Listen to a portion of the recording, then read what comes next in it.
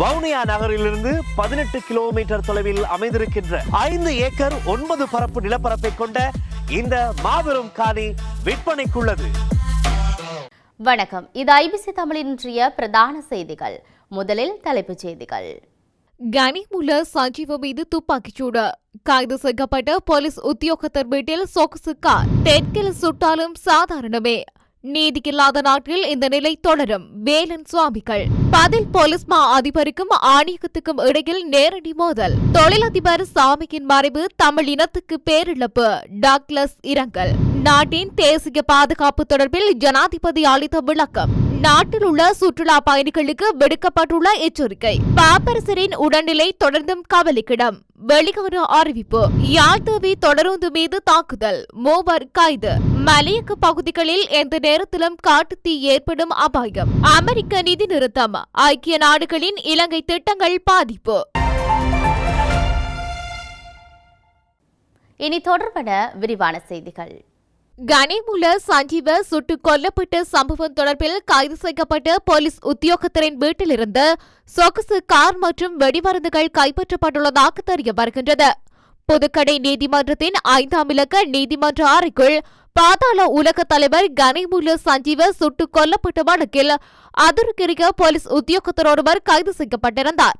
இந்த நிலையில் அவர் வீட்டில் மறைத்து வைத்திருந்த பல வெடிமருந்துகள் மற்றும் ஒரு சொகுசு கார் கைப்பற்றப்பட்டதாக போலீஸ் அதிகாரி ஒருவர் தெரிவித்துள்ளார். போர் துப்பாக்கிகளுக்கு பயன்படுத்தப்படும் 7 தோட்டாக்கள், M16 வகை ஆயுதங்களுக்கு பயன்படுத்தப்படும் ஒரு தோட்டா, ஒரு மின்னணு தராசு மற்றும் ஒரு சொகுசு கார் ஆகியவையும் போலீசாரால் பறிமுதல் செய்யப்பட்டுள்ளன.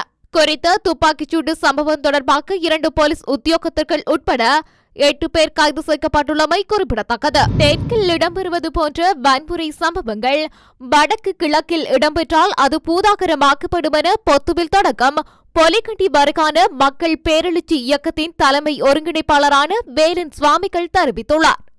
லங்காசிரி செய்தி சேவைக்கு வழங்கிய விசேட செவ்வியில் அவர் இந்த விடயத்தை குறிப்பிட்டுள்ளார். வடக்கில் நீதி கோரி அமைதியான முறையில் முன்னெடுக்கப்படும் போராட்டங்கள் அடக்கப்பட்டுக் கொண்டிருக்கின்றன. தெற்கில் அத்துமீறல்கள், வன்முறைகள், நீதிமன்றத்திற்குள் கொலைகள் என்பன இடம்பெறுகின்றன. எனினும் தெற்கில் நடைபெறும் இவ்வாறான விடயங்களுக்கு எந்தவொரு பாரிய நடவடிக்கையும் எடுக்கப்படுவதில்லை. இதுவே இவ்வாறான விடயங்கள் வடக்கு கிழக்கில் இடம்பெற்றால் அது பூதாகரமாக்கப்படும் என அவர் குறிப்பிட்டுள்ளார். போலீஸ் நிலைய பொறுப்பதிகாரிகளின் இடமாற்றம் தொடர்பாக தேசிய போலீஸ் ஆணையகம் மற்றும் போலீஸ் பதில்மா அதிபர் பிரிகந்த வீரசூரிய ஆகியோருக்கு இடையில் மோதல் ஏற்பட்டுள்ளது. இந்த சர்ச்சையை அரசியலமைப்பு பேரவை வரையில் சென்றுள்ளது. முன்னதாக பதில் போலீஸ் அதிபர் வீரசூரிக நியமனங்களை செய்யும் பொறுப்பை தனக்கு வழங்குமாறு கோரி தேசிய போலீஸ் ஆணையகத்துக்கு கடிதம் எழுதியிருந்தார். ஆனால் அந்த கடித கோரிக்கையை ஆணையகம் நிராகரித்திருந்தது. போலீஸ் திணைக்களத்தில் உள்பணிகளில் தேசிய போலீஸ் ஆணையகம் தலையிடுவதாக கூறி அவர் இந்த பொறுப்பை தம்மிடம் தருமாறு கோரியிருந்தார். இந்த கோரிக்கைக்கு சட்டமா அதிபரின் அனுமதியும் இருப்பதாக பதில் போலீஸ் அதிபர் தெரிவித்துள்ளார். இந்த விடயத்தில் நியமனங்கள் அல்ல, இடமாற்றங்களே மேற்கொள்ளப்படுவதால் அதனை போலீஸ் பதில் அதிபர் மேற்கொள்ளலாம் என்பதே சட்டமா அதிபரின் பரிந்துரையாக இருந்தது என்று பதில் போலீஸ் மா அதிபர் குறிப்பிட்டுள்ளார். எனினும் வகுக்கப்பட்ட நடைமுறையிலிருந்து விலக்க முடியாது என்றும் தேசிய போலீஸ் ஆணையகம் தெரிவித்துவிட்டது. ஓய்வு பெற்ற மேல் நீதிமன்ற நீதிபதி லலித் ஏகநாயக்க தலைமையில் இந்த ஆணையகம் செயல்படுகின்றது. ஓய்வு பெற்ற அமைச்சக செயலாளர் ரேணுகா ஏகநாயக்க, ஓய்வு பெற்ற மாவட்ட செயலாளர் கே கருணாகரன், சட்டத்தரணி தில்சான் கபில ஜெயசூரியா, ஜனாதிபதி சட்டத்தரணி AAM இலியாஸ் மற்றும் ஓய்வு பெற்ற துணை போலீஸ் அதிபர் ஜெயந்த ஜெயசிங்க ஆகியோர் ஆணையகத்தின் மற்ற உறுப்பினர்களாக உள்ளனர். தொழிலதிபர் SP சாமியின் மறைவு தமிழ் இனத்துக்கே பேரிழப்பாக அமைந்துள்ளதாக ஈழ மக்கள் ஜனநாயக கட்சியின் செயலாளர் நாயகம் டாக்லஸ் தேவானந்தா தெரிவித்துள்ளார். இன்று இடம்பெறும் அன்னாரின் இறுதி கிரிகைகளில் கலந்து கொண்டு அஞ்சலி செலுத்தி உரையாற்றிய போதே அவர் இவ்வாறு குறிப்பிட்டுள்ளார். பிரபல தொழிலதிபரும் தினக்குரல் பத்திரிகையின் ஸ்தாபகருமான SP சாமி என அழைக்கப்படும் செல்லையா பொன்னுச்சாமி தனது 89வது வயதில் கடந்த 18ஆம் தேதி காலமானார். இந்த நிலையில் பல்வேறு தரப்பினரும் அன்னாரின் மறைவுக்கு அனுதாபங்களை தெரிவித்து வந்தனர். அன்னாரது பூதவுடல் யாழ்ப்பாணம் நல்லூர் செட்டி தெருவில் உள்ள அவரது வீட்டில் அஞ்சலிக்காக வைக்கப்பட்டிருந்தது. இன்று இறுதி கிரிகைகள் இடம்பெற்று தகன கிரிகைக்காக வேலனை சாட்டி இந்து மயானத்துக்கு பூதவுடல் எடுத்து செல்லப்படவுள்ளமை குறிப்பிடத்தக்கது. நாட்டின் தேசிய பாதுகாப்புக்கு எந்த அச்சுறுத்தலும் இல்லை என்று ஜனாதிபதி அனுரகுமார திசாநாயக்க தெரிவித்துள்ளார். தலதா மாளிகைக்கு இன்று விஜயம் செய்த போதே ஜனாதிபதி இதனை கூறியுள்ளார். இது தொடர்பில் அவர் மேலும் தெரிவித்துள்ளதாவது, நாட்டில் தற்போது ஏற்பட்டுள்ள நெருக்கடி பாதாள உலக குழுக்களுக்கு இடையிலான மோதலாகும். இதனை நிறுத்துவதற்கு உடனடி நடவடிக்கைகள் எடுக்கப்படும் என்றும் ஜனாதிபதி தெரிவித்துள்ளார்.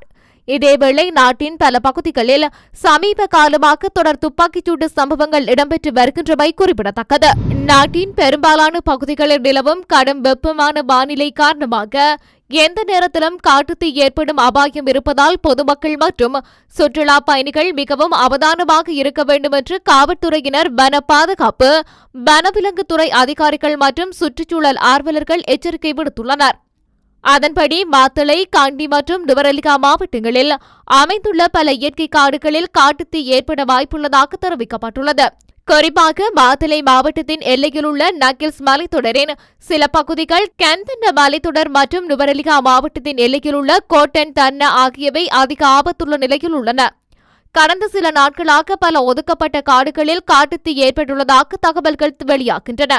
இந்த நிலையில் பொதுமக்கள் மற்றும் சுற்றுலா பயணிகள் மிகவும் அவதானத்துடன் செயற்பட வேண்டுமென காவல்துறையினர், வன பாதுகாப்பு, வனவிலங்குத்துறை அதிகாரிகள் மற்றும் சுற்றுச்சூழல் ஆர்வலர்கள் கேட்டுக் கொண்டுள்ளனர். பரிசுத்த பாப்பரசர் பிரான்சிஸின் உடல்நிலை கவலைக்கிடமாக உள்ளதாக வத்திக்கான் நிர்வாகம் அறிவித்துள்ளதாக சர்வதேச ஊடகங்கள் செய்தி வெளியிட்டுள்ளன. 88 வயதான பரிசுத்த பாப்பரசர் பிரான்சிஸ் சுவாச கோளாறு காரணமாக கடந்த 14ஆம் திகதி ரோம் நகரில் உள்ள ஜெமெல்லி வைத்தியசாலையில் அனுமதிக்கப்பட்டார். வைத்திய பரிசோதனையில் அவருக்கு நுரையீரலில் நிமோனியா பாதிப்பு ஏற்பட்டிருப்பது உறுதி செய்யப்பட்டது.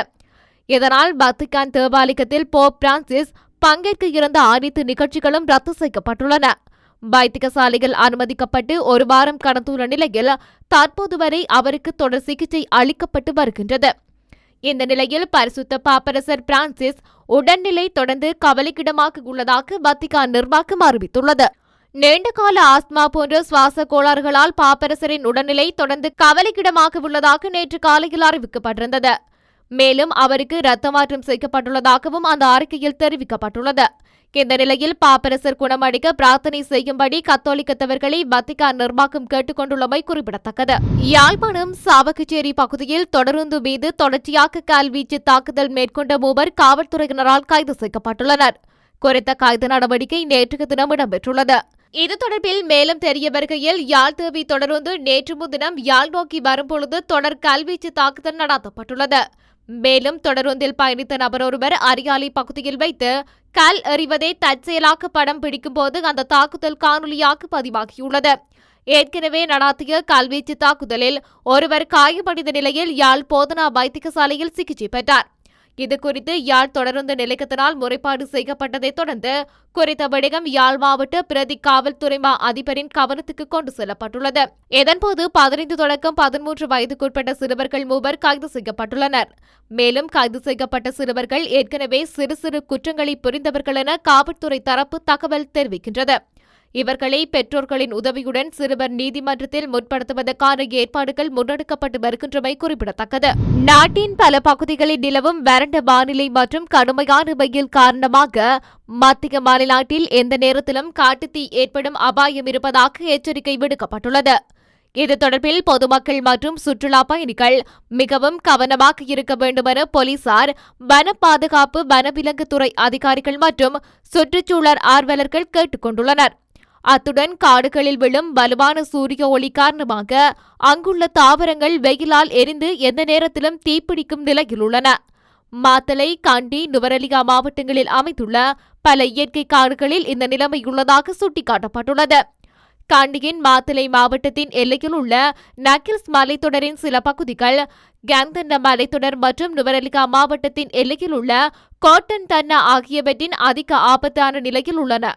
இந்த சூழ்நிலையை கருத்தில் கொண்டு எந்த நேரத்திலும் காட்டுத்தீ ஏற்படும் அபாயம் இருப்பதால் பொதுமக்கள் மற்றும் இந்த இடத்தை பார்வையிட வரும் சுற்றுலா பயணிகள் மிகவும் கவனமாக இருக்க வேண்டும் என்றும் போலீஸ், வன பாதுகாப்பு, வனவிலங்குத்துறை அதிகாரிகள் மற்றும் சுற்றுச்சூழல் ஆர்வலர்கள் கேட்டுக் கொண்டுள்ளனர். அமெரிக்காவின் வெளிநாட்டு உதவிகள் நிறுத்தப்பட்டிருப்பது இலங்கையில் பல முக்கியமான திட்டங்களை பாதித்துள்ளது. அவற்றில் உணவு பாதுகாப்பு, பொருளாதார சீர்திருத்தங்கள், ஜனநாயக நிர்வாகம், ஊழல் எதிர்ப்பு, எல்லை பாதுகாப்பு உட்பட்டவையும் அடங்கும் என்று இலங்கையில் உள்ள ஐக்கிய நாடுகள் சபையின் வதிவிட ஒருங்கிணைப்பாளர் மார்க் ஆண்ட்ரி பிரான்ச் கூறியுள்ளார். இந்த திட்டங்கள் சிவில் சமூகம், தனியார் துறை மற்றும் மேம்பாட்டு கூட்டாளர்களின் ஆதரவுடன் மேற்கொள்ளப்பட்டு வருவதாக அவர் சுட்டிக்காட்டியுள்ளார். இலங்கையில் ஐக்கிய நாடுகள் சபையை பொறுத்தவரை அமெரிக்க உதவி அதன் ஆண்டு ஒதுக்கீட்டில் சுமார் 12 வீதத்தை பிரதித்துவப்படுத்துகின்றது என்று பிரான்ச் கூறியுள்ளார். இந்த மாத ஆரம்பத்தில் அமெரிக்க ஜனாதிபதி டொனால்ட் ட்ரம்ப் தனது நாடு ஐக்கிய நாடுகள் சபையில் அமெரிக்க நிதி மற்றும் ஈடுபாடு குறித்த பொதுவான மதிப்பாய்வை மேற்கொள்ளும் என்று அறிவித்தார் என்பது குறிப்பிடத்தக்கது. இத்துடன் இன்றைய பிரதான செய்திகள் நிறைவடைகின்றன. தொடர்ந்தும் செய்திகளை அறிந்து கொள்ள IBC தமிழ் நியூஸ் என்ற மது யூடியூப் பக்கத்தினூடாக இணைந்திருங்கள். வணக்கம்.